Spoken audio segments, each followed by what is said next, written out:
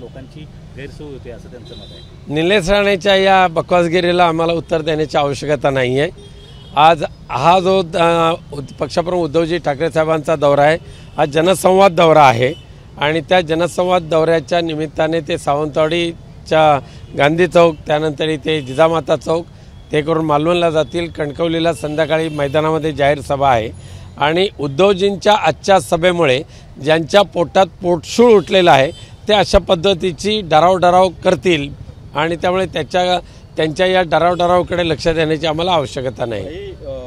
भाजपकडनं असं म्हटलंय की आमच्या नेत्यांवर जर आक्षेपार्ह विधान केलं तर सभा उधळून लावू। हे त्यांच्या कोणाची माय व्यालेली आहे। हिंमत असेल तर नुसत्या कुठल्या गल्लीत येऊन दाखवा, चौकात तर सोडाच। तुमच्या सगळ्यांचं वस्त्रहरण करण्यासाठी तर हा जनसंवाद आहे।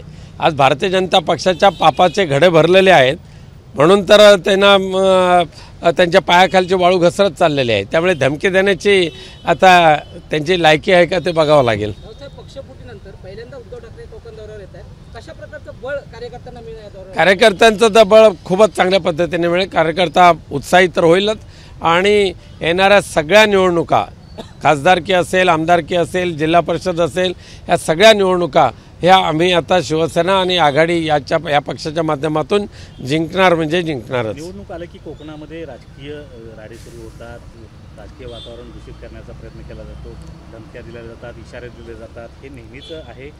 ही एकच अवलादांची कीड आहे, बाकी तसं कोण नाही। मागच्या 10 वर्षामध्ये कोकणातलं राजकारण अत्यंत शांततामय आणि सुसंवादाचं राहिलेलं आहे, पण एक जे घराणं आहे त्याच्यामध्ये जो किडा वळवळतो त्याच्यातूनच अशा पद्धतीची बेताल वक्तव्य केली जातात, बाकी कोणाकडून नाही। या लोकसभा मतदारसंघातून किरणभैया सामंत आणि त्याचबरोबर कदाचित नारायण राणे अशा दोघांची चर्चा सुरू झालेली आहे, काय वाटतं? कोणी यायचं तर नाही या, फक्त मनात असे मानसिकता ठेवून घ्या की आपल्याला 2.5 लाखाच्या फरकाने आपटायचं आहे।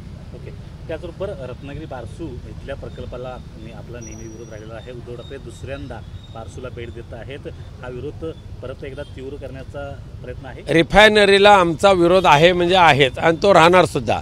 रिफायनरी सारख्या कोकणचा विनाश करणारे प्रकल्प आम्हाला नको आहेत तिथे, तर चांगले कोकणच्या पर्यटनाला आणि कोकणच्या भूमीला मानवणारे प्रकल्प इथे आणा ही मागणी जी आहे। त्यामुळे उद्या रिफायनरी ग्रस्त आहे ते पुन्हा एकदा पक्षप्रमुख उद्धवजी ठाकरे साहेबांना भेटतील आणि रिफायनरीचा विरोध आमचा कायम राहील। राणेंनी म्हटलं होतं की रिफायनरी तिथेच करणार, हिंमत असेल तर करून त्या बारसूच्या त्या पंचक्रोशीमध्ये दशक्रोशीमध्ये नारायण राणेंनी पाऊल ठेवून दाखवावं आणि तिथे काय बोलायचं ते बोला, हिंमत असेल तर। एकीकडे शिवसेना प्रकल्प जात आहेत म्हणून ओरड करते असा आक्षेप असा भाजप म्हणते, तर दुसरीकडे सी वर्ल्ड सारखा प्रकल्प शिवसेनेने घालवला असा आरोप। सी वर्ल्डच्या नावाखाली नीलम हॉटेल जे काय प्रायव्हेट लिमिटेड आहे ह्या एक खाजगी हॉटेलसाठी आणि ते नारायण राणेच्या कुटुंबियांच्या साठी किती जागा हडप केली जात होती। आमचा आक्षेप त्या 1000 जागा अधिग्रहण करण्यासाठी होता आणि जी किनारपट्टीची जागा आहे तिथे तुम्ही सी वर्ल्ड करा, पण त्या सी वर्ल्डच्या नावाखाली जवळजवळ 1300 एकर जमीन हडप करायची आणि सी वर्ल्डला फक्त 300 एकर द्यायची आणि 1000 एकर जमीन नीलम हॉटेल प्रायव्हेट लिमिटेडसाठी खरेदी करायचं चाललंय, त्याला आमचा विरोध होता। एबीपी माझा, उघडा डोळे बघा नीट।